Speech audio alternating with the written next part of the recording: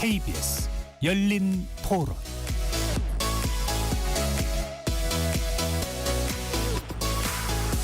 안녕하십니까. KBS 열린 토론 배종찬입니다. KBS 열린 토론 매주 월요일 여야를 대변하는 네 분과 함께하는 여의도 내변인들로 여러분들을 만납니다. 검찰청 폐지를 담고 있는 정부 조직법 개정안이 지난주 국회 본회의를 통과했는데요. 후폭풍이 커지고 있습니다. 야당은 물론 검찰 조직 내부의 반발도 거센 상황인데요. 위헌 논란까지 일고 있습니다. 정부 조직법 개정안 후폭풍 짚어보도록 하고요. 한편 오는 30일 국회 법사위에서 열리는 조희대 대법원장 청문회를 둘러싸고 논란이 커지고 있는데요. 여당 내부에서도 청문회 추진을 두고 이견이 나오고 있는 상황입니다. 민주당의 사법개혁 드라이브 관련 소식도 함께 짚어보겠습니다. KBS 열린 토론 지금부터 시작합니다. 치열한 토론 속에서 더 나은 세상을 찾아갑니다. 올바른 세상을 만드는 첫걸음. 평일 저녁 7시 20분 KBS 열린 토론.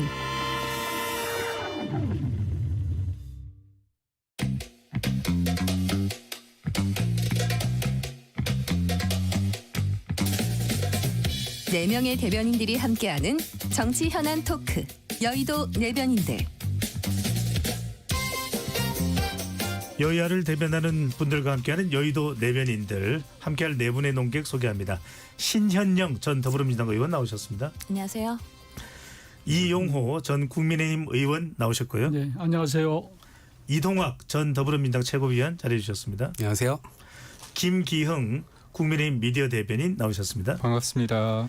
KBS 열린 토론 문자로 참여하실 분은 샵 9730으로 의견 남겨주실 수 있고요. 단문 50원, 장문은 100원의 정보 이용료가 붙습니다.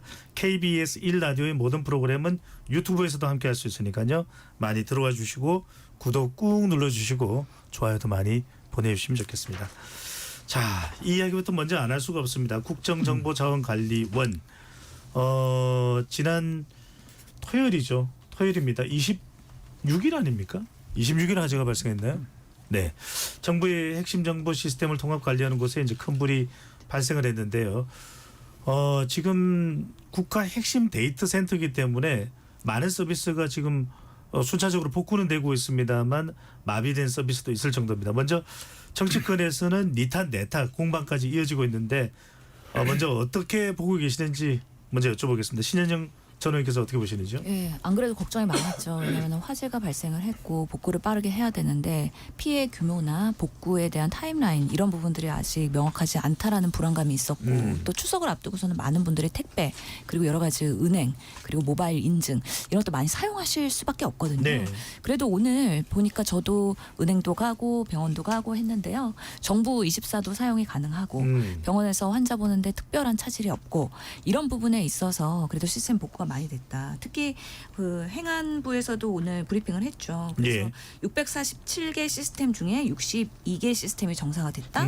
그리고 1등급 업무가 16개, 44.4%가 정상화됐다. 하지만 많은 부분에 있어서의 소요의 시간이 걸리기 때문에 한 4주 정도는 예상하겠다. 예. 복구를 위해서. 그렇지만 국민들이 꼭 필요로 하는 우체국이나 금융서비스 우선순위로 복구를 하였다라고 한 만큼 지금의 화재가 사실은 우리의 사회적 재난 아니겠습니까? 그런 면에서 니탄 내탁 공막보다는 왜 이런 문제가 재발을 하고 또 어떻게 이것을 대처를 하면서 다음에는 이런 일이 발생하지 않도록 할지에 대한 건설적인 논의가 꼭 필요하겠다라고 생각을 합니다. 예. 이용호 전 의원께서는 어떻게 보시는지요? 저도 뭐 비슷한 생각입니다. 지금 사실 IT 시대에 이런 정도의 큰 사고가 없었거든요. 피해 규모도 그렇고 또 피해를 입는 국민들 전 국민적으로 지금 피해를 보고 있는데 이런 정도면 재난 수준에 이른다라는 생각이 들고요. 하루도 빨리 시급히 복구를 해야 될 텐데 한 달 가까이 돼야지 또 완전히 복구가 된다 그러는데 그것도 지나봐야지 하는 거 아니겠습니까? 예. 사실은 행정부가 좀 더 정신을 차려야 되겠다. 예전에 이건희 그 삼성 회장이 그런 말씀하셨어요. 정치권은 사료 그리고 또 어디입니까? 그 정부는 예. 삼류 그리고 기업은 2류라고 그랬는데 1류는 얘기를 안 했단 말이에요. 근데 지금 우리 정치권이 보여주는 모습 4류를 넘어서서 더 심각하게 국민들을 지금 힘들게 만들고 있는 상황인데 정치권도 그렇고 그다음에 3류라고 평가받는 정부도 좀 더 정신을 차려서 이런 일이 다시는 안 생길 수 있도록 해야 되겠다.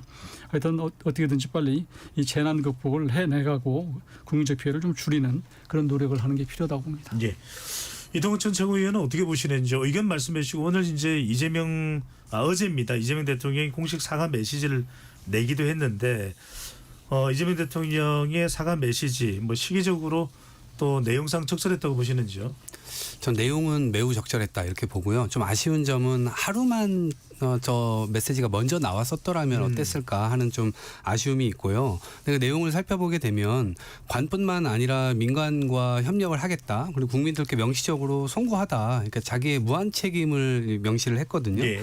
그리고 이제 전산 장애로 인해서 국민들의 불편함이 초래되는데 불편함뿐만 아니라 훗날 이것이 작동되지 않았기 때문에 맞게 될 불이익이 있을 겁니다. 그럼 이제 그 부분에 대해서도 불이익이 최대한 가지 않도록 정부로서는 조치를 하겠다라는 이제 얘기를 해서 국민 안심에 대한 이야기를 한 것 같고요.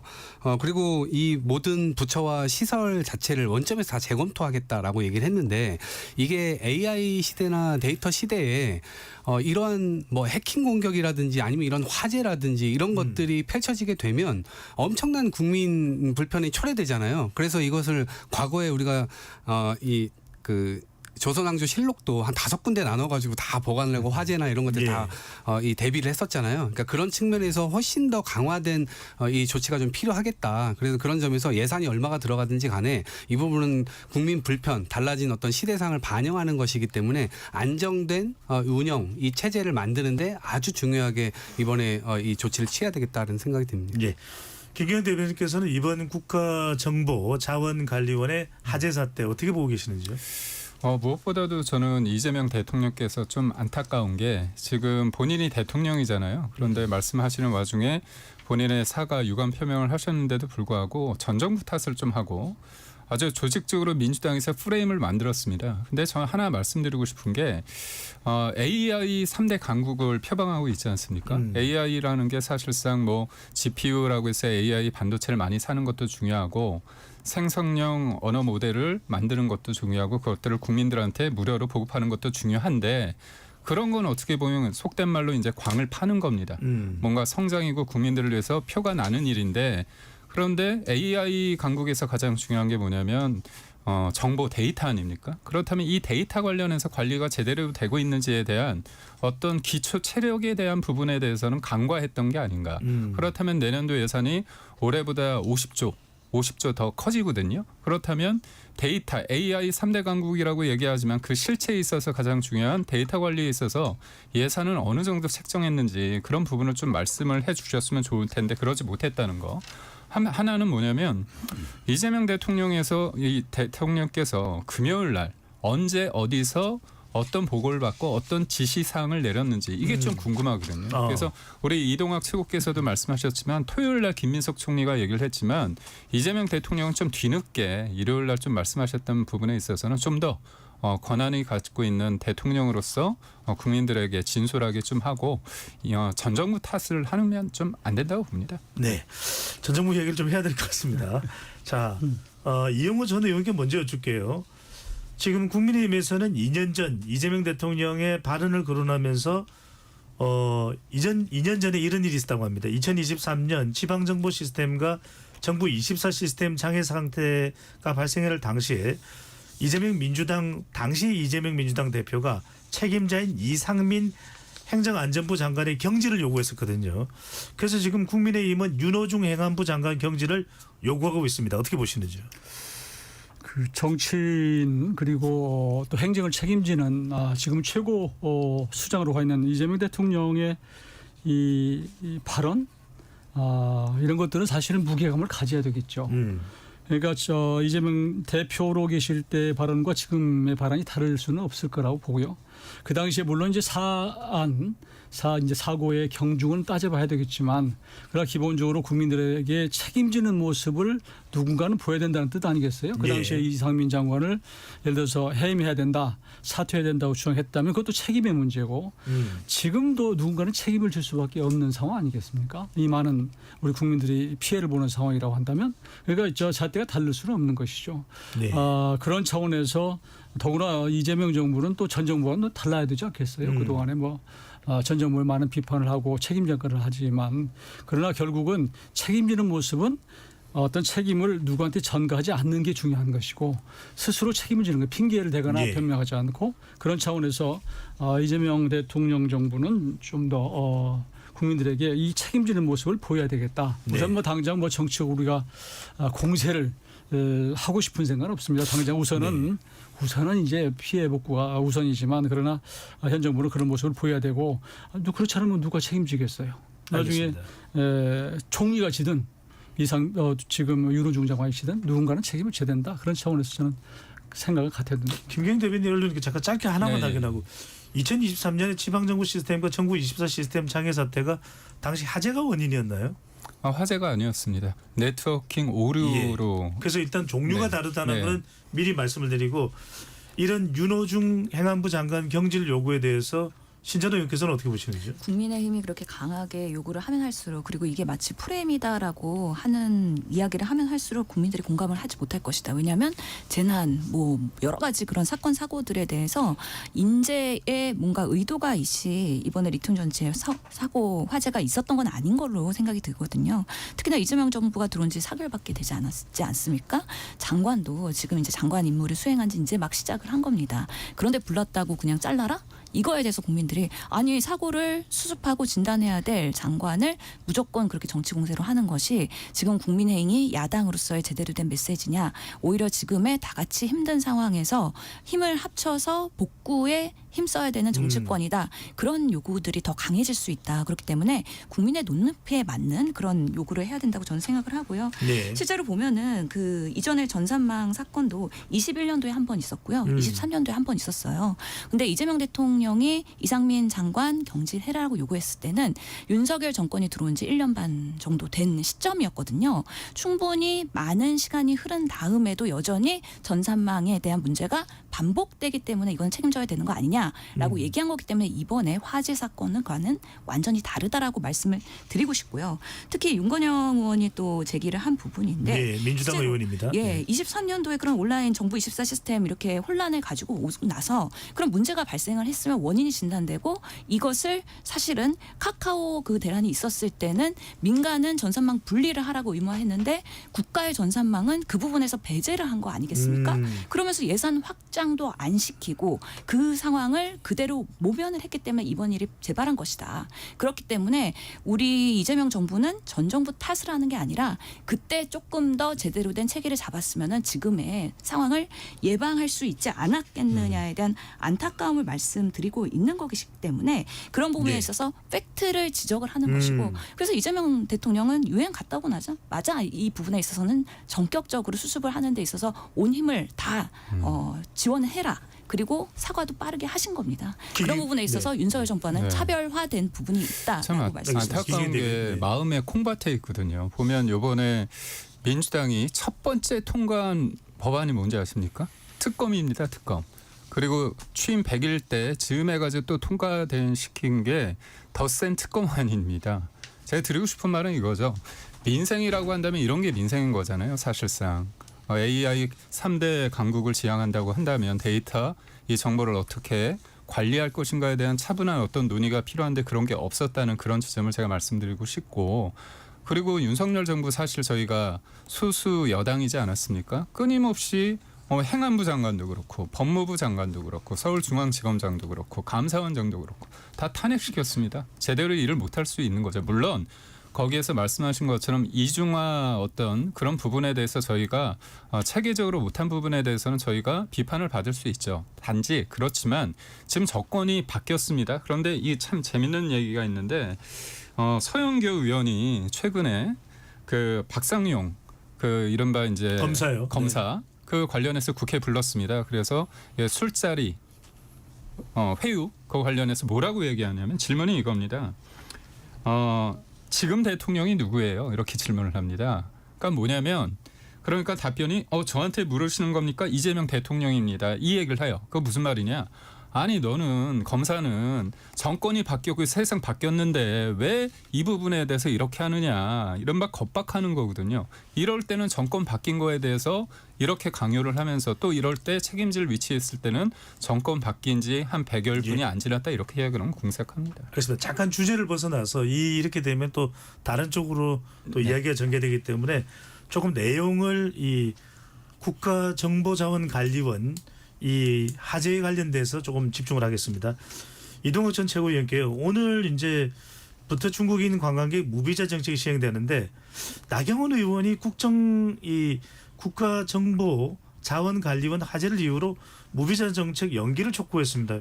이건 어떻게 보십니까? 그러니까 너무 정치적으로 정쟁으로 활용하는 것 같습니다. 그러니까 이웃 국가이고 뭐 물론 완전히 저희가 뭐 친중으로 갈 수는 없습니다만 뭐 미국과의 관계나 여러 이 외교 관계에서의 이 관계들을 당연히 고려해야 되겠죠. 이제 그럼에도 불구하고 중국인 입국이 시작된 거는 어찌 보면 지금 자당의 주진우 의원이 굉장히 노력했다는 기사들이 굉장히 많이 쏟아져 나와 있습니다. 왜냐하면 주진우 의원의 지역구가 부산인데요.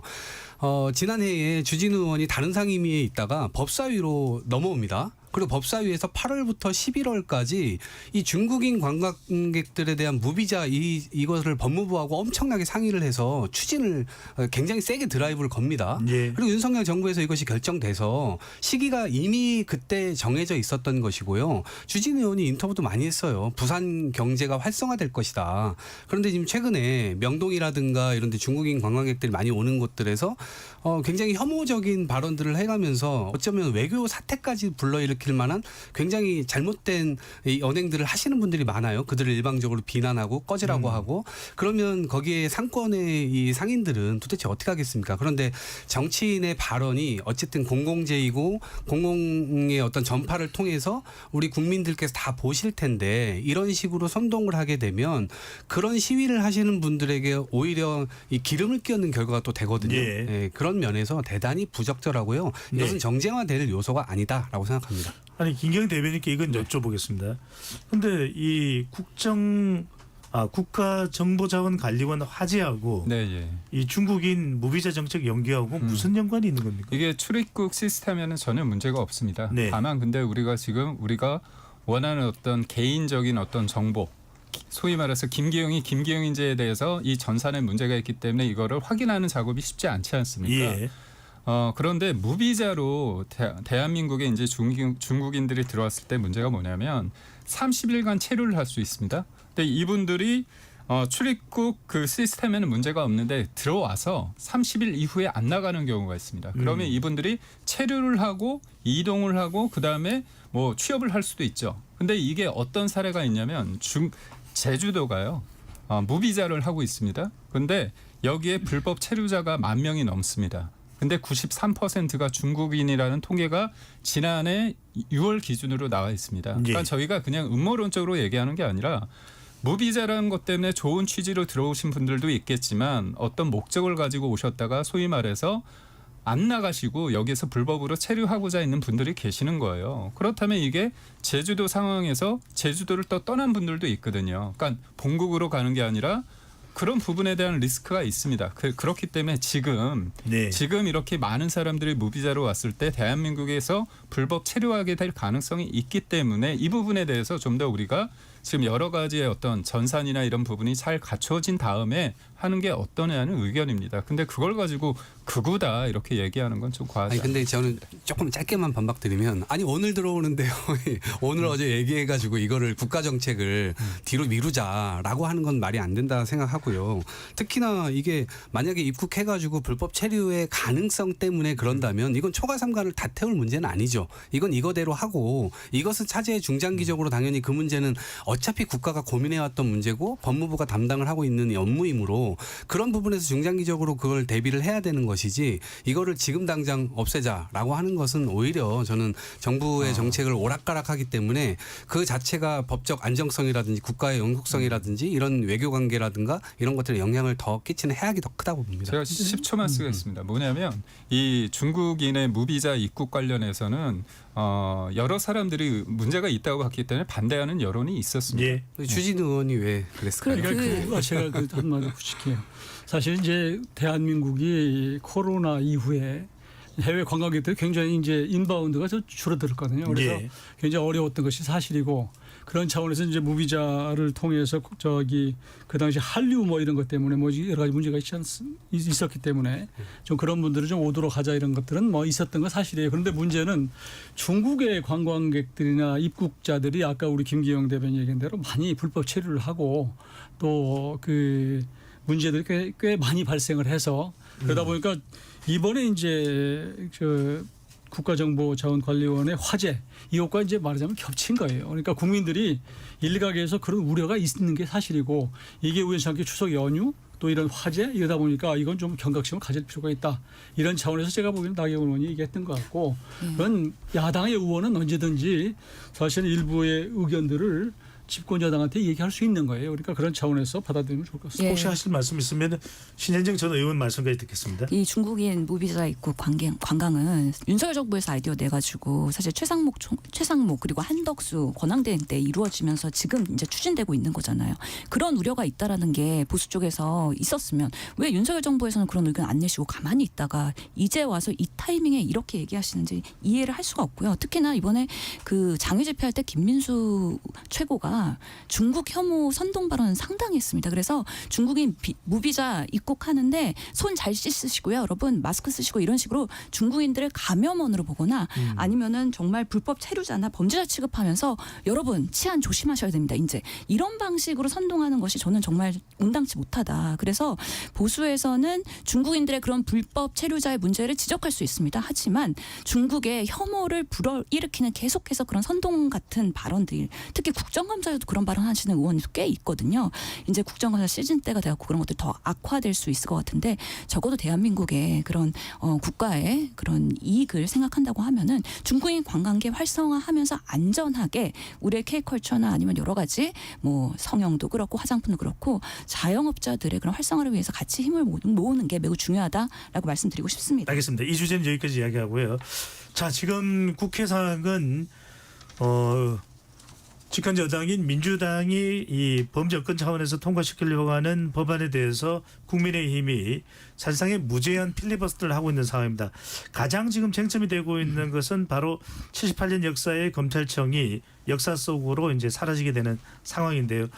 먼저 지금 이용우 전 의원과 김기영 대변인께 먼저 여쭤보고 지금 여당 쪽 생각은 어떤지를 또 이렇게 이어서 들어보도록 하겠습니다. 먼저 지금 이 검찰청 관련돼서 국민의힘에서 가장 반발하는 지점은 어디입니까, 이용호 전 의원? 결국은 뭐 검찰청을 없앤다라고 하는 것은 우선적으로 보면 위헌적인 요소가 있는 사실 뭐 지금 헌법에 이미 검찰청이라는 게 규정돼 있고 또 검사라고 하는 게 헌법에 그 압수수색이나 모든 면에 있어서 이 판사로부터 영장을 받아서 집행하도록 되어 있는 영장 청구권이 있단 말이에요. 그러니까 그런 차원에서 헌법에 있는 검찰청을 없앤다 그러는 게 이게 위헌적인 요소가 아니냐 이런 측면이 있고 또 한 가지는 검찰청을 이렇게 이제 수사와 기소로 분리시킴으로 해서 결국은 국민들이 피해를 볼 수 있다라는 것이에요.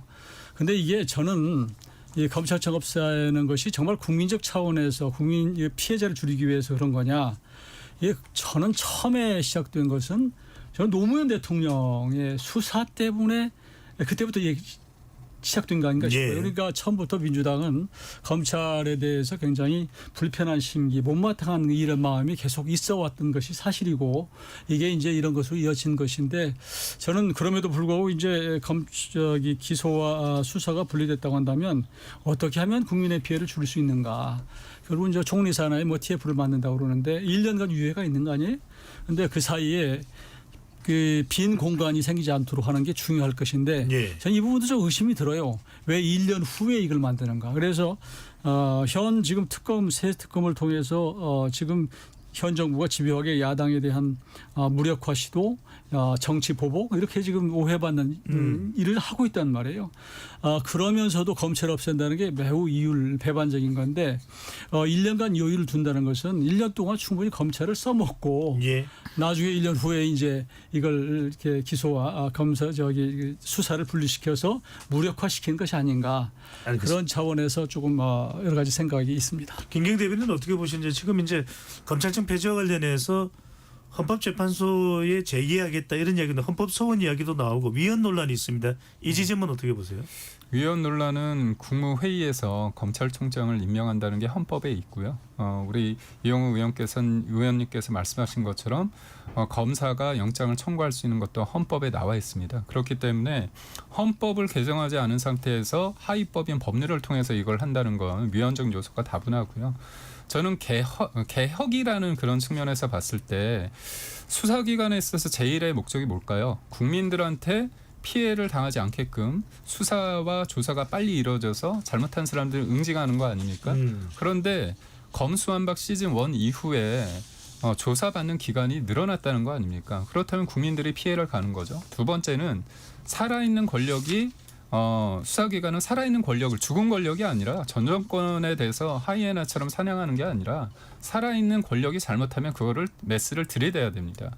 그런데 지금 어떻습니까? 검찰이 아니라 중대범죄수사청입니다. 중수청을 만드는 거잖아요. 그런데 그걸 행안부 밑으로 한다는 거 아닙니까? 그렇다면 사실상 대통령이 좀 더 그립을 쉽게 잡을 수 있는 그런 역학관계 구조라는 거죠. 그런 측면에서 살아있는 권력을 수사는 못하게끔 예봉을 꺾어놓고 국민들한테는 어떻게 보면 피해자 구제가 굉장히 늘어나는 그런 역설적인 상황이 되고요. 저는 무엇보다도 어폐가 있는 게 수사와 기소를 분리한다는 게 정의처럼 말씀하시는데 특검은 지금 수사, 기소하고 나중에 수사를 또 지휘할 수 있게끔 하지 않습니까? 예. 공수처도 마찬가지고 그렇기 때문에 이거는 전형적으로 이재명 대통령과 민주당을 위한 개악이 아닌가 싶습니다. 알겠습니다. 신철원 의원 어떻게 보십니까? 지금 검찰 내는 상당히 요동치고 있습니다. 수뇌부 사직서 제출도 늘어나고 있다고 하고 어제 민주당에서는 다시 한번 또 압박 메시지가 나왔습니다. 검사들이 공무원 신분인 만큼 상급기관인 법무부가 감찰이나 징계 등 강력한 대응을 해달라. 그러니까 이런 반발, 검사들의 동요 어떻게 정리되는 게 가능할까요?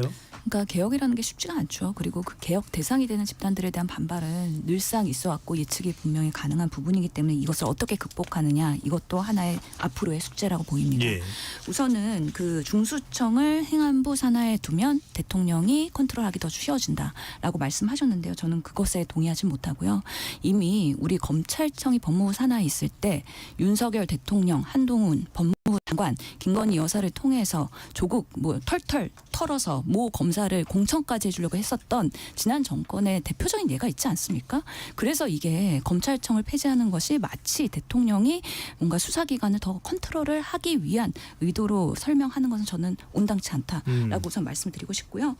그 위헌에 대해서도 지금 검찰 동호회에서도 헌법소원 제기한다고 하는 거잖아요. 예. 일각에서의 해석은 검찰개혁의 핵심이 사실 검찰의 수사권과 기소권을 분리하는 데 부분이 있기 때문에 그리고 헌법에 검찰의 수사권을 보장하는 그런 문구가 있지 않습니다. 그렇기 때문에 이건 위헌의 그런 소지가 매우 낮다라고 설명할 수 있기 때문에 이런 부분들도 반대를 위한 반대 아니면 우려를 위한 우려의 메시지일 수 있다라는 말씀이 드리고 싶고요. 실제로는 그 검사 그리고 검찰 모두가 다 개혁 대상이라고 저희는 생각하지는 않습니다. 수사를 열심히 하고 성실한 검사들 분명히 있고요. 일부의 정치 검사들이 사실은 그런 권력 유착이 되면서 먼지털이 수사를 하고 수사권, 기소권을 남용했던 지난날의 여러 대표적인 사건들이 있기 때문에 그들이 그 신뢰를 스스로를 저버린 부분에 있어서 국민들이 검찰 개혁해야 된다라는 부분이 지금까지 이렇게 올라온 것이라고 보이기 보이기 때문에 지금이 검찰청 폐지 등 검찰 개혁을 할 수밖에 없는 적기인데 1년의 유예를 둔 것은 말씀드린 것처럼 보안 수사권을 어떻게 할 것인지 네. 요구권으로 할 것인지 그런 부분에 있어서 숙제가 있고요. 그리고 하위의 시행령, 시행규칙 그리고 중수청과 공소청의 그런 역할과 기능 정립 이런 것들을 준비하기 위해서는 국무총리 산하에서 TF에서 상당히 디테일하게 나름의 그런 세부의 안을 잘 짜야지 여러 가지 우려 그리고 국민의힘의 우려 이런 것들을 불식하면서도 추진할 수 있을 것이라는 생각이 들어서 네. 지금의 그런 완성된 그런 내용들은 아니지만 디테일을 이제 만들어가는 데 있어서 1년의 그런 시간들 국민들과도 계속해서 소통하는 모습들을 보여드릴 거라고 저는 생각합니다. 알겠습니다. 신현도 의원께서는 1년간의 유예 기간을 얘기했었는데 아까 이제 이영우 전 의원도 지금 민주당에서는 뭐 1년 유예 기간을 떠나서 이미 보안 수사권, 수사 보안권 기소를 좀 더 완전하게 하기 위해서는 추가적으로 수사하는 게 필요하다는 것이 검찰 내에서의 강력한 요구 사항인데 이게 받아들여질 것 같지 않다라는 우려도 나옵니다. 이 점은 이동학 전 최고는 어떻게 보시는지요? 일단 깊이 논의하게 될 것이라고 보고요. 어떤 제도나 이런 것들이 완벽하지 않습니다. 제도나 법이 있다 하더라도 보십시오. 헌법에서는 어쨌든 계엄의 요건을 명확하게 규정하고 있음에도 불구하고 그것을 다 어겨버리고 그냥 자기 마음대로 계엄을 저지르는 대통령도 있잖아요. 그러니까 그런 측면에서 이 법은 민주당 역시도 단순히 검찰을 혼내주기 위한 것, 기소와 뭐 수사를 분리하면 모든 게 해결되느냐 그게 아니죠. 개혁을 추진하는 입장에서는 정합성이라고 하는 게 매우 중요합니다. 예. 이게 왜냐하면 나중에 국민들께서 법률 서비스에 있어서의 피해를 받게 될 경우 그것에 대한 유탄을 민주당이 혹은 이재명 대통령이 온팡 다 뒤집어 쓸 수가 있습니다. 그러니까 이걸 추진하면서도 저희들 역시도 이 부분에 대해서는 그 정합성을 어떻게 하면 높일 수 있을까? 국민 피해가 최소화되고 국민들의 법률 서비스가 향상됐다 느끼게 할 수 있을까? 그리고 검찰의 무소불위의 권력을 통해서 누군가는 용서해주고 누군가는 혼내주는 그러한 잘못된 관행들을 없앨 수 있을까? 여기에 이제 다 초점이 맞춰져 있는 것이기 때문에 만약에 이게 안 맞춰지게 되면 저희들이 엄청난 이 정치적 후폭풍을 감당하기 어려울 겁니다. 그런 측면에서 1년 유예를 통해서 이런 것들을 더 깊게 논의할 것이라고 보고요. 보안 수사권과 관련돼서도 민주당이 어쨌든 기회를 얻었고 국민들께서 주셨기 때문에 그 기회를 주셨기 때문에 개혁을 할 수 있는 타이밍을 얻었고 그 기회를 얻었는데 여기서 미진한 개혁으로 만약에 해서 무언가 여지를 또 남겨놓게 돼서 검찰이 또다시 뭔가 무소불위의 어떤 구멍을 찾아가지고 자신들의 어떤 권한을 또 남용하는 결과가 또 초래가 되면 이것은 또 개혁의 무능으로 또 역공이 들어올 수가 있는 거거든요. 그래서 한 번 기회를 얻었을 때 적절한 개혁을 명확하게 해내는 것이 굉장히 중요하기 때문에 보안 수사 요구권 정도 뭐 이런 것 정도에 수긍할 수 예. 있지 않을까 그 정도 저는 생각합니다. 네. 그러니까 권력이 결국은 검찰을 사용해서 뭔가 자기들의 뜻을 관철하는 이런 풍토를 없애면 되는 거예요. 그러니까 검찰 스스로가 무소불위를 하는 게 아니고 사실 결국은 권력이 그걸 사용한단 말이에요. 그러니까 지금도 이재명 정부 아닙니까? 그러니까 이재명 정부가 검찰을 자신의 어떤 정치적 방패로 쓰거나 칼로 쓰지 않으면 되는 거예요. 그게 굉장히 중요하다는 말씀을 드리고 우리가 야당이나 많은 법조인들이 위헌의 소지를 이렇게 주장하는데도 불구하고 그냥 막무가내로 이게 진행하는 것은 저는 이 헌법재판소를 좀 믿는 건가? 그러니까 뭐 헌법 소원을 하든 뭘 하든 간에 가면 결국은 그거 위헌 아니다. 이런 정답을 생각하고 하는 것이 아닌가 이런 말씀을 드리고 싶고 또 한 가지는 보안 수사권 문제에 대해서 지금 제가 이게 보면 관찰해 보면 이게 당과 민주당과 정부가 조금 이게 약간 결이 다른 것 같아요.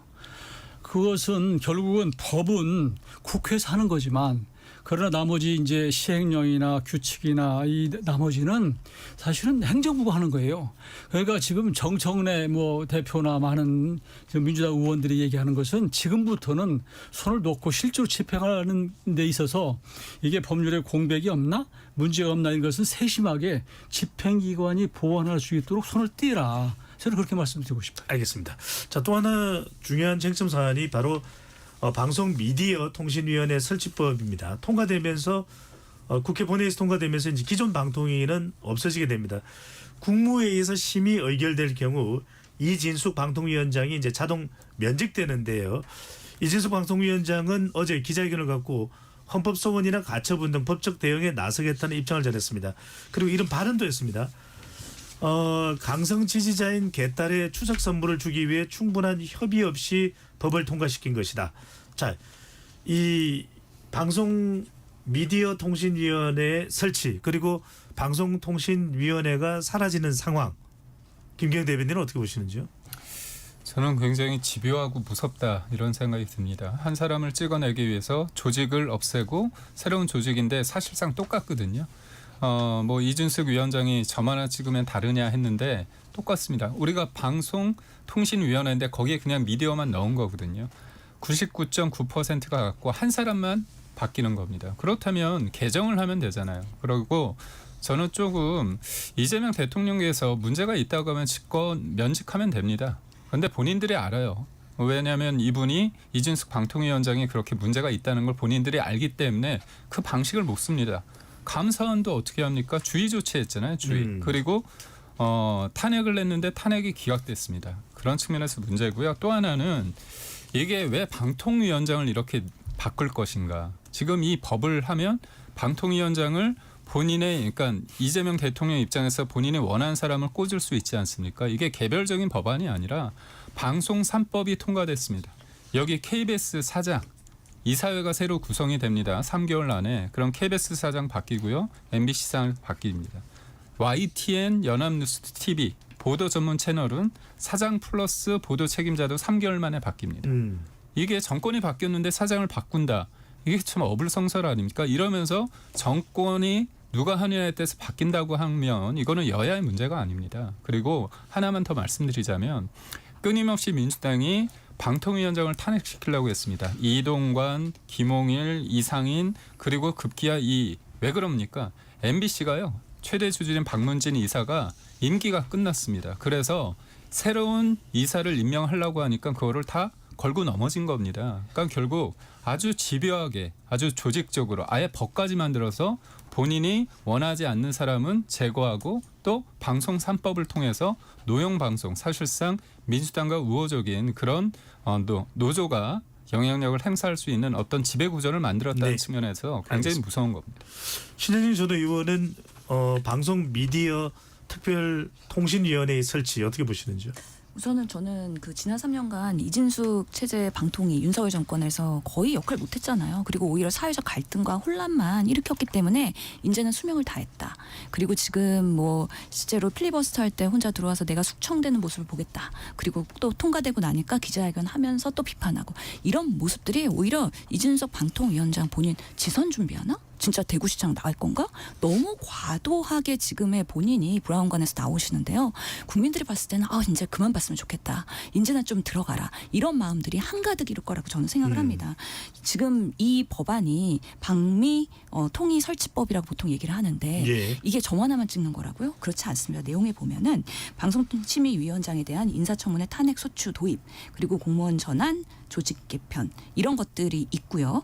7인으로 위원 정수를 4인에서 확대를 하게 되고 기관 명칭도 변경을 하고 과기정통부에 있는 유료 서비스를 가져오는 부분 그래서 35명의 공무원이 합의제 기구로 들어오게 되는 부분 이런 여러 가지 분야의 개편이 사실 방송통신 미디어의 환경이 계속 바뀌면서 업그레이드되고 위원회의 역할을 강화하는 데 있어서는 큰 변화일 수 있다라고 생각을 하기 때문에 예. 이 법안을 뭔가 점 하나만 찍고 이진숙 추출법이라고 하는 거는 본인이 너무 스스로를 과대 포장해서 나를 정말 민주당이 크게 생각하는구나라고 스스로 자만에 빠지는 그런 모습이지 않을까 싶은데요. 저희는 그런 데 관심 없고 정말 우리 공영방송 그리고 여러 방송 미디어 환경이 건설적으로 업그레이드 될 수 있도록 하는 데 있어서의 역할은 무엇인지 그리고 예. 위원이나 추천위원회 이런 부분에 있어서도 국민들이 합의할 수 있는 여러 가지 방식으로의 공정한 투명성을 가지고선 하면 되는 거라고 저는 생각을 하거든요. 네. 그런 면에서의 의미가 있다라고 말씀드리고 싶습니다. 알겠습니다.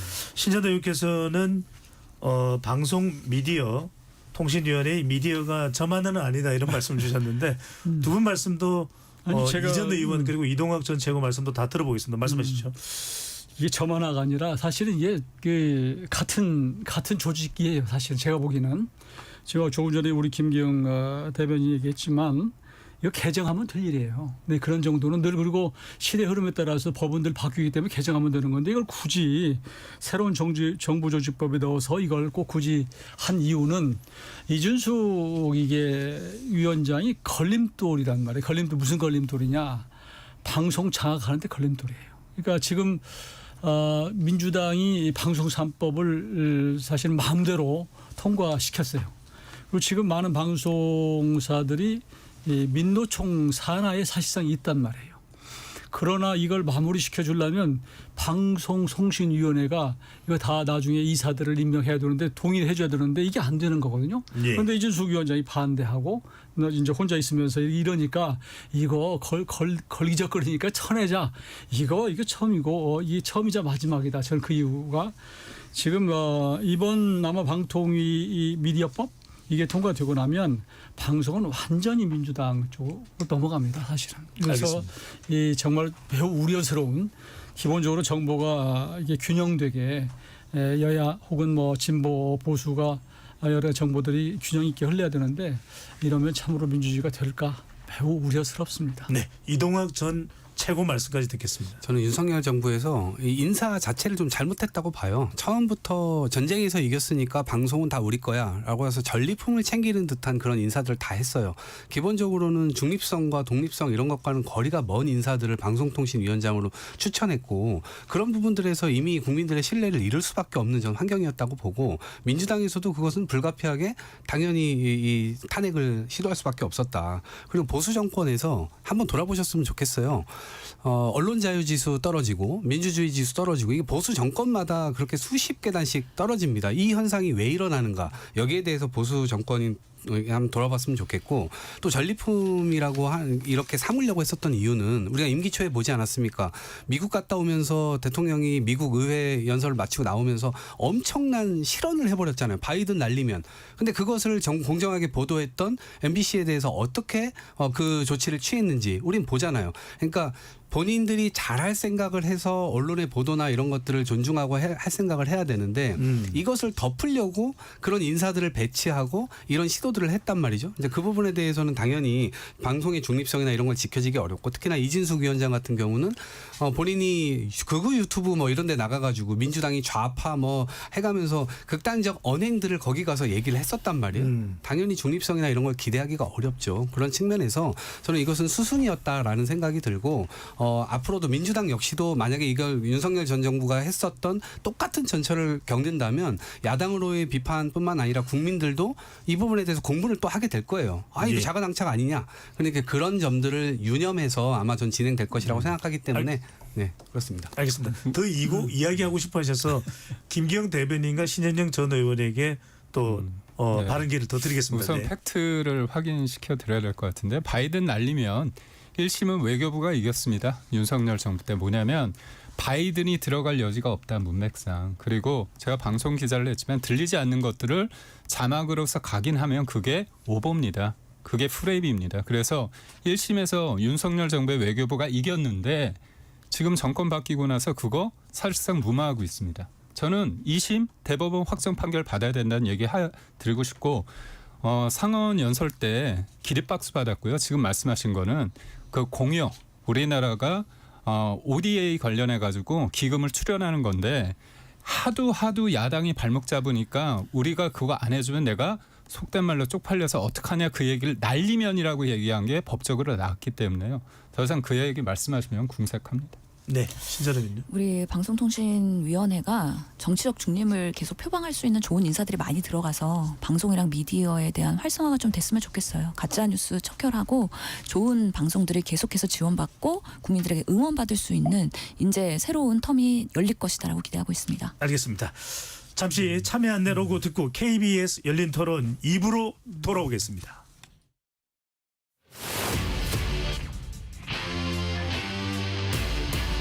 토론에 정답은 없습니다. 토론이 세상을 바꿀 수도 없습니다. 하지만 질문은 새로운 세상을 만들 수 있습니다. 질문으로 올바른 세상을 만드는 첫걸음 KBS 열린 토론.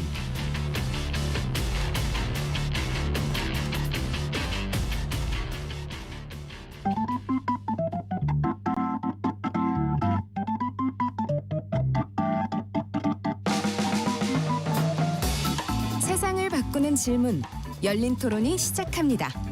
KBS 열린 토론은 언제나 열려 있습니다. 단문 50원, 장문 100원의 유료 문자 샵 9730 그리고 KBS 어플리케이션 콩으로 여러분의 의견을 남겨주세요. KBS 열린 토론 2부 이어가겠습니다. 매주 월요일은 여의도 내변인들로 구성하고 있습니다. 스튜디오에 이용호 전 국민의힘 의원, 신현영 전 더불어민주당 의원, 김기흥 국민의힘 미디어 대변인, 이동학 전 더불어민주당 최고위원 네 분과 함께하고 있습니다. 자, 조희대 대법원장 이야기로 가겠습니다.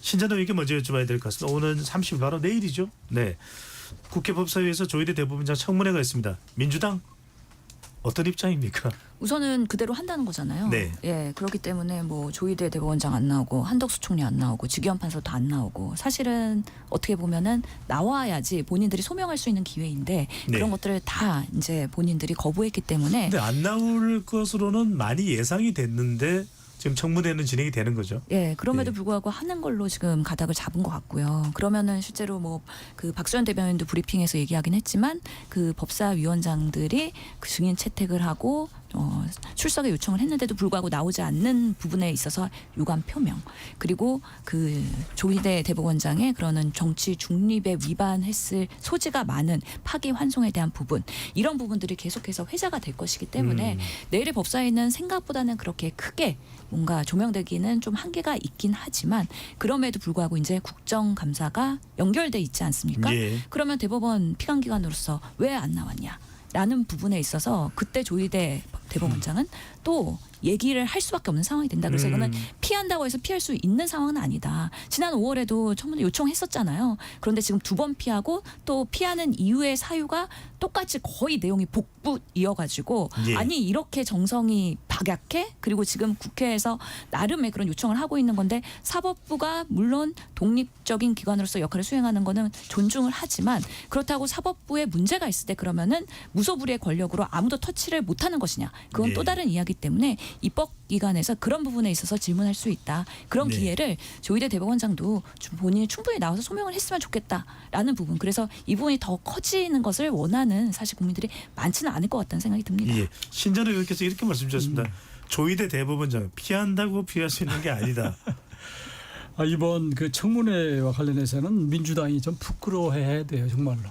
이건 생각해 보세요. 조희대 대법원장이 뭘 잘못했어요? 지금 민주당이 얘기하는 거, 민주당 진영 쪽에서는 무슨 뭐 흙을 백이라고 얘기도 믿으니까 그 사람들은 어쩔지 모르겠지만 그래도 상식을 가진, 나름대로 이성을 가진 우리 국민들은 이거 정말 허황된 얘기.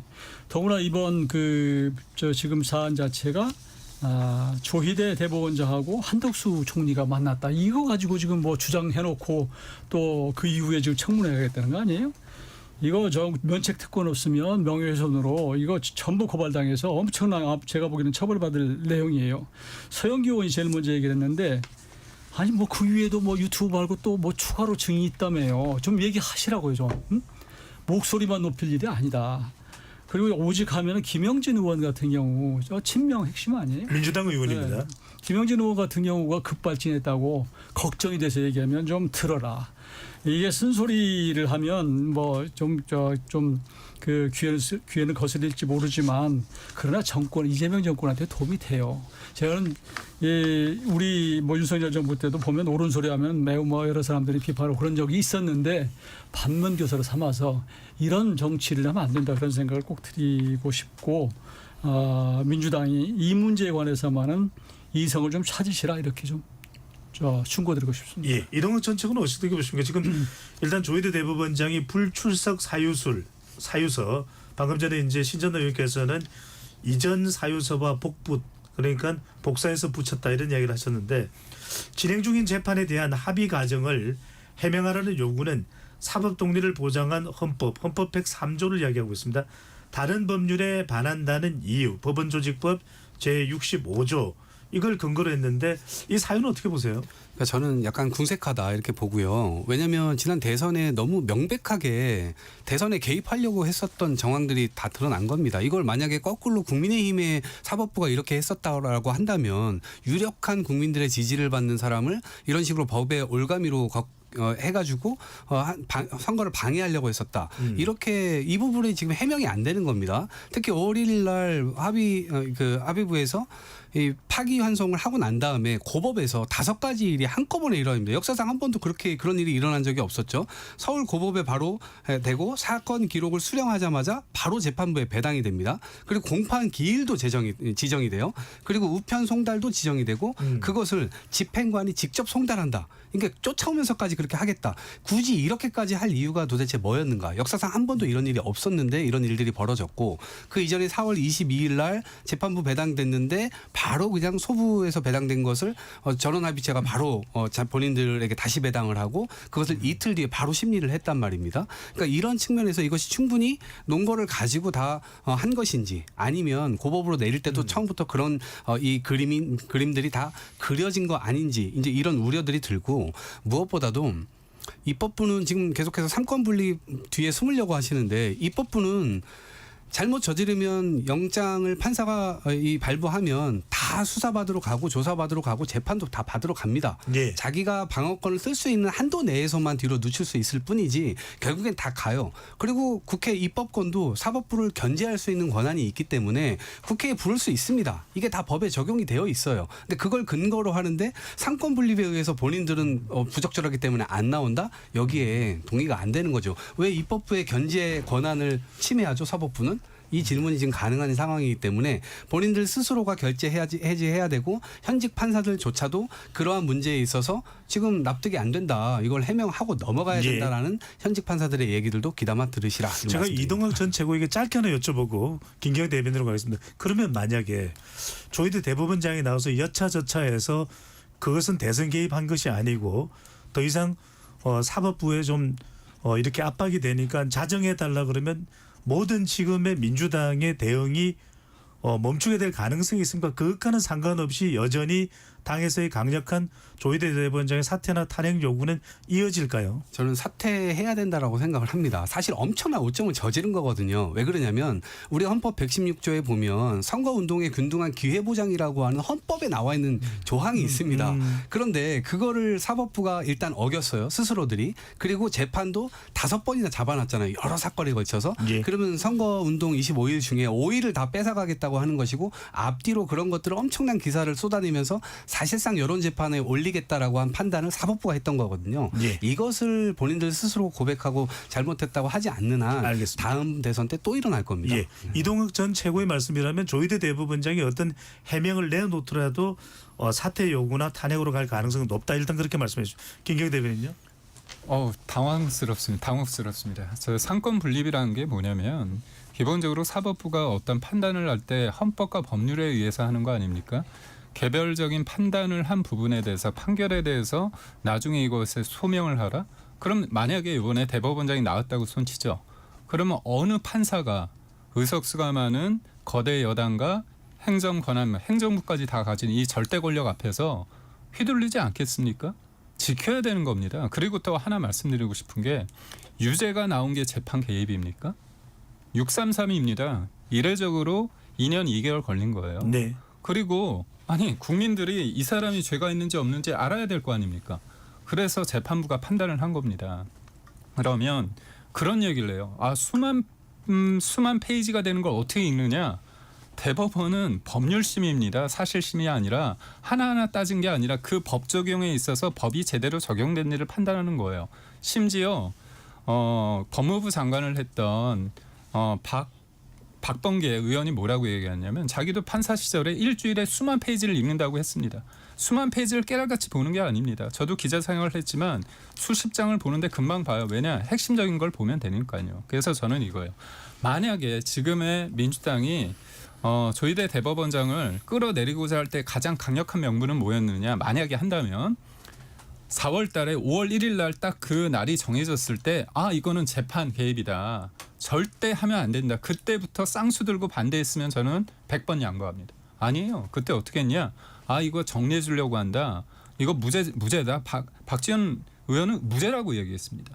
아니 그런데 유죄 나오니까 이건 재판 개입이다. 그리고 지금 말씀하신 것 중에서 조희대 대법원장이나 아니고 그리고 대법관들이 위법적인 거 있으면 제시하십시오. 제시하십시오. 없어요. 없습니다. 그러니까 결국은 뭐냐면 사법부 의석수가 많다고 해서 그리고 정권이 교체가 됐다고 해서 네. 입던제가 없어지는 게 아닙니다. 그래서 저는 이 부분은 지금 너무 민주당이 그 권력의 자제나 절제를 못하고 있다. 이게 바로 폭력과 야만입니다. 알겠습니다. 조희대 대법원장 관련 건이 워낙 또 큰 이슈이기 때문에 이영호 전 의원 의견 듣고 신전 의원으로 가겠습니다. 우선 입법부가 뭐 청문회 할 수 있죠. 불러다가. 근데 이제 그게 거리가 돼야 되는 거예요. 그럴 만한 거리가. 그러니까 지금 조희대 대법원장 측에서 의견서를 냈잖아요. 불출석 사유서를 안 내고. 이게 얘기가 안 되는 거여서 의견서를 낸 거예요. 내는 대상이 아니다라는 거란 말이에요. 그런데 뭐 불출석 사유서 안 냈다? 비판 이건 헛되라 짚는 얘기고 또 역사상 초유의 재판 개입을 이게 정치 개입했다 그러는데 이재명 대통령 같은 대통령 후보가 없었다라는 것을 말씀드리고 싶고 또 한 가지는 지금 대선을 앞두고 정치 개입했다는 것이 지금 사실은 정치 개입이 아니라 사법부는 원래는 이 선거에서 우리 국민들이 어떤 사람이 어떤 사람인지 정보를 충분히 줘야 되는 거예요. 더구나 선거법에 관련해서는. 그런 차원에서 대선 앞두고 원래는 훨씬 전에 이걸 마무리했어야 되는 거예요. 지금도 그 이후에 이제 뭐 고법에서 유죄 취지로 왔음에도 불구하고 이제 재판을 지금 안 하고 있는 상황인데 그러면 비유를 해봅시다. 예를 들어서 총선을 앞두고 내년에 지방선거를 앞두고 어떤 유력 후보가 선거법에 걸렸어요. 그런데 이제 등록때가 다 됐어. 아주 압도적인 후보인데 그러면 그 사람 사법부에서 멈춰야 됩니까? 큰 대통령 후보는 멈춰야 되고 총선 후보나 무슨 지방선거 후보는 그럼 계속 해야 됩니까? 이거 아주 굉장히 심각한 문제예요. 이걸 지금 그러고 또 한 가지는 지금 이제 아까 이제 그 사법부가 입법부에 대해서 잘못했으면 가서 재판하고 뭐 수사하고 이런다는데 재판한다는데 사법부가 입법부의 국회의원이 어떤 법안을 개정하거나 제정할 때 당신은 무슨 마음 가지고 이거 했어라고 묻습니까? 이거 안 되는 거예요. 이거야말로 사법부가 예를 들어서 그렇게 된다면 정치 개입인 거예요. 마찬가지로 이 판사는 양심과 법률에 따라서 증거에 따라서 하는 거예요. 예. 이 과정을 묻겠다고 하는 것은 이건 정말로 알겠습니다. 애들이 보고 웃을 일이다. 이건 사법부의 독립이 아주 심대한 이게 간섭이고 월권이다 이렇게 봅니다. 예, 신재동 교수님. 그러니까 사법부의 그런 불신을 조장하게 된 몇 건의 사건이 있었던 거잖아요. 조희대 대법원장은 아무래도 사법부의 수장이기 때문에 국민들이 사법부가 정말 공정해, 투명해, 중립적이야 이런 부분에 의구심이 있다 그러면 문제가 되는 부분에 있어서 적극적으로 또 조치를 취하고 소명을 하면 되는 것인데 실제로 비상계엄이 발생했을 때 조희대 대법원장 아무 얘기하지 않았고 서부지법에 그런 난동 사태 있을 때도 묵과했는데 유례 없이 이재명 후보의 파기환송만 너무 적극적으로 했고 실제로 윤석열 대통령의 그런 재판을 중개하는 직영 판사 문제, 룸사롱에 대한 접대 문제 이런 것들은 방치하고 있고 그런 면에서의 사법부가 정말 공정하냐 이것을 국민들이 묻고 있는 거라고 저는 생각합니다. 이런 부분에 있어서 내부에 자정작용을 하고 그런 필요한 조치들을 빠르게 한다 그러면 다시 뭔가 사법부를 국민의 신뢰로 복귀할 수 있는 계기를 만들어주겠죠. 근데 아무것도 하고 있지 않기 때문에 이 부분을 입법부가 지적하고 있는 거라고 보이고요. 그렇기 때문에 이게 국정감사로 계속 연결되고요. 앞으로도 계속 조희대 대법원장의 이런 불신이 소환될 것 같아요. 그런 상황에서 사법부에서 발생하는 여러 가지 판례들에 대해서 국민들이 얼마나 신뢰할까에 대한 걱정과 우려가 있는 것은 사실입니다. 예. 많이들 관심을 가지면서 이야기를 하고 있어서 혹시 더 하시고 싶은 말씀 있으면 양쪽에다 한 번씩 기회를 더 드리겠습니다. 혹시 그러면 이동학 전 최고 기회 드리고 김경 대변인으로 가겠습니다. 그러니까 고법에서 판단할 때 1심에서 유죄가 나왔는데 고법에서는 무죄가 나왔잖아요. 그리고 대법에서 이것을 뒤집을 때는 상당한 이유를 들어서 해야 돼요. 근데 이틀 만에 그걸 다 봤다는 거 6만 장을 다 봤다는 게 처음에 그렇게 답변했거든요. 법원행정처장이 나와가지고 그렇게 얘기를 했고 그걸 어떻게 6만 장 다 읽을 수 있냐라고 하니까 온라인으로 봤다. 이렇게 또 얘기를 했어요. 그럼 로그 기록을 내라. 지금까지도 안 내고 있습니다. 그것에 대한 일단 소명이 안 되는 것이고 그다음에 그러면 본인들이 만약에 사법부의 정당한 권한으로 재판을 하는 것이었다면 그러면 왜 이 국민들의 어떤 지탄을 받고 재판 기일 전부 다 취소했나요? 이제 그 부분이 지금 말끔하게 연결이 안 됩니다. 그렇기 때문에 후보자의 지위 보장이라고 하는 측면에서의 헌법을 본인들 스스로가 간과했었던 것이 아니냐라고 하는 측면이 있고요.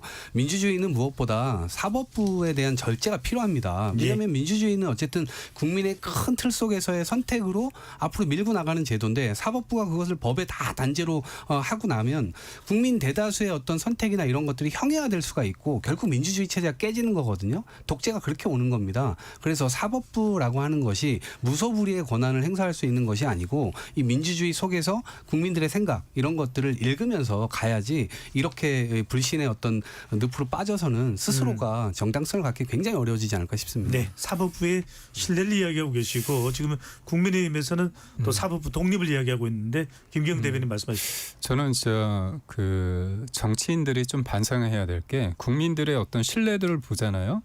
법원이 국회보다 위에 있습니다. 그거 참고하시면 될 것 같고 조희대 대법원장이 혼자 그 유죄 취지 파기환송한 게 아니고요. 심지어 본인은 들어가지도 않았습니다. 네. 전원 합의체. 14명의 대법관 중에서 본인 빠지고요. 법원 행정처장 빠졌습니다. 12명이 한 겁니다. 거기에는 진보, 보수 있습니다. 헌재 결정 관련해서요. 여러 가지 그 과정상의 이견을 많이 제시했습니다. 하지만 저는 헌재 결정을 존중한다고 얘기를 했습니다. 예전에 민주당은 본인한테 좀 불리한 판결이 나오면 역사의 법정, 양심의 법정에서는 무죄다 얘기했지 이렇게 대놓고 대법원, 사법부를 공격하는 적은 없습니다. 그냥 공격하나요? 대법원장을 아예 대놓고 끌어내린다고 합니다. 예. 그리고 사법부를 윤석열 전 대통령 보안이 무죄 나올 가능성이 있다고 보니까 아예 특별 전담 재판부를 만든다고 합니다. 이게 맞습니까? 사법부를 아예 바꿔치기 하는 게 맞습니까? 그러니까 저는 이해관계에 따라서 입장에 따라서 달리 볼 수 있지만 그 대법원의 최종적인 그 과정, 헌재 결정 과정에 대해서는 수긍을 하는 게 이제까지의 어떻게 보면 기본적인 어떤 스탠다드였습니다. 예. 그런 측면에서 제가 봤을 때 문제가 있고 또 하나 재판기일이 취소되니까 문제다? 아니 겁박하고 있잖아요. 지규현 판사 어떻게 공격합니까? 마피아식으로 뭐 술 마셨대요. 아니 그렇다면 근거를 좀 대세요. 그리고 재판부가 지금 입장을 낼 겁니다. 그런데 그 결과에 따라서 얘기 안 되는 거 가지고 서영교 의원처럼 이렇게 마타도아하고 얘기 안 되는 거 했을 때 책임 안 지잖아요. 예. 자, 이야기도 좀 해봐야 될 것 같습니다. 이재명 대통령의 지지율입니다. 해외 순방 유엔 다자 외교로 END 이니셔티브를 내걸었는데 상당히 지지율이 오를 것으로 예상했습니다만 발표된 결과는 그렇지는 않습니다. 한국갤럽이 자체적으로 지난 23일부터 25일까지 전국 만 18세 이상 1,002명에게 무선 가상번호 전화 면접 조사를 실시한 결과인데요. 이재명 대통령 직무 수행에 관한 의견을 물어본 결과 잘하고 있던 긍정평가는 55%로 직전 조사보다 5%포인트가 내려왔습니다. 자세한 사항은 중앙선거론조사 심의위원회 홈페이지에서 참고 가능한데 심재노 의원님, 한 민주당 중진 의원이 내가 이재명 대통령이라면 정말 짜증날 것 같다. 시차 적응도 안 하고 이렇게 나가서 열심히 뛰었는데 지지율이 내려간 것은 이른바 조희대 대법원장 블랙홀이 아닌가. 이 민주당 중진 의원이 누구신가요? 실명으로 하셨나요? 익명으로 인터뷰하셨나요? 익명으로 한 것 같습니다. 누군지 혹시 모르시죠? 안심법. 아시는데 말씀하실 수는 없다는 표정이신데 이렇게 대통령 지지율의 상승 요인으로 작동하지 못하고 내치가 지금 조희대 대법원장 관련된 블랙홀로 쏠려 있는 이 상황은 어떻게 봐야 될까요? 안타깝죠. 사실은 윈윈 전략을 해서 정부 여당이 서로 이제 지지율이 올라가는 방식으로의 그런 이슈를 계속 국민들한테 어필할 필요가 있는데 실제로 행정부는 열심히 대통령실 휘하에서 일을 하고 있음에도 불구하고 한미 관세 협상 등 여러 가지 외교적으로 국제적으로는 너무 어려운 상황이고 예. 그럼에도 불구하고 일하는 대통령으로서 이재명 대통령이 여러 가지 실용에 대한 모습을 보이면서 국민들의 신뢰를 올라가고 있었는데 최근에 계속 떨어지고 있는 거죠. 물론 지난주에도 주식이 좀 떨어졌다가 오늘 좀 이렇게 반등하긴 했는데요. 그래서 경제적으로 지금 쉽지 않은 상황이고 또 지난주부터 해갖고 법사위에서의 그런 조희대 대법원장의 청문회 이슈로 인해서 민주당발 기사 그리고 정부의 기사가 조의대로 상당히 많이 덮였어요. 그런 부분에 있어서는 국민들께서는 중도 표심에서는 이거 조금 무리하는 거 아니야? 이런 우려를 분명히 하실 수 있다고 생각하는 거거든요.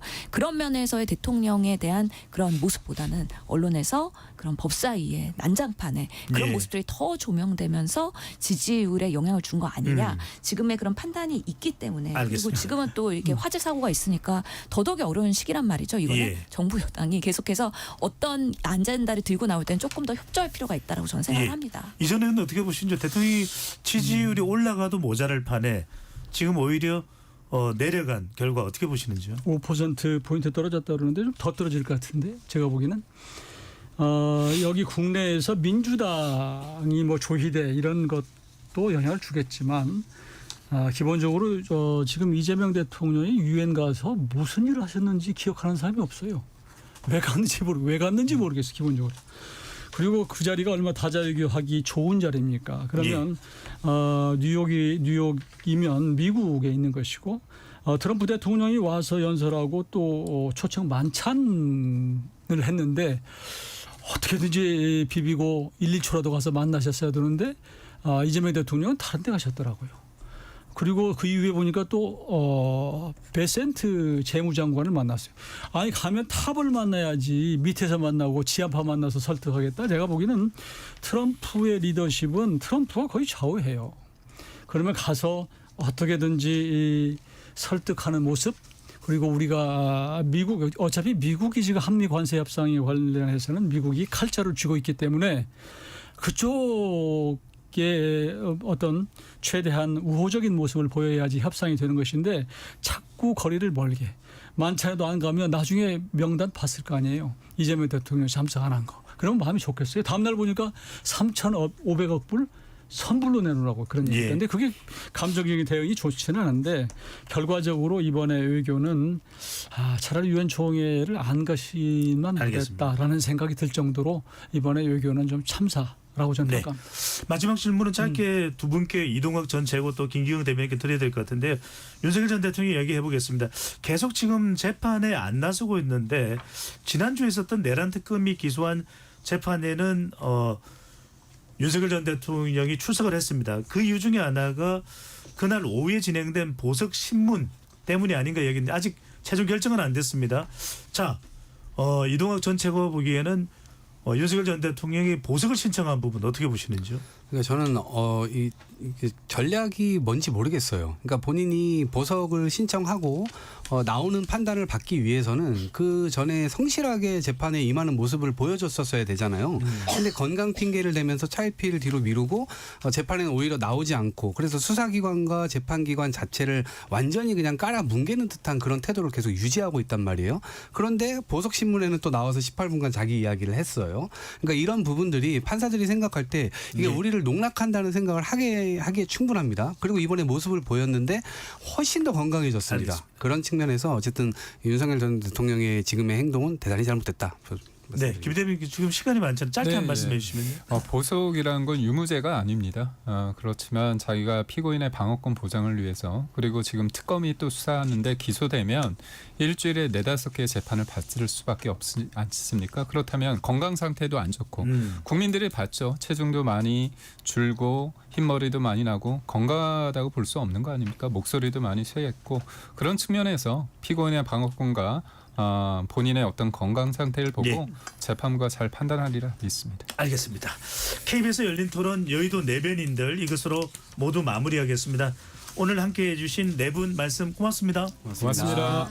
지금까지 KBS 열린 토론 배종찬이었습니다.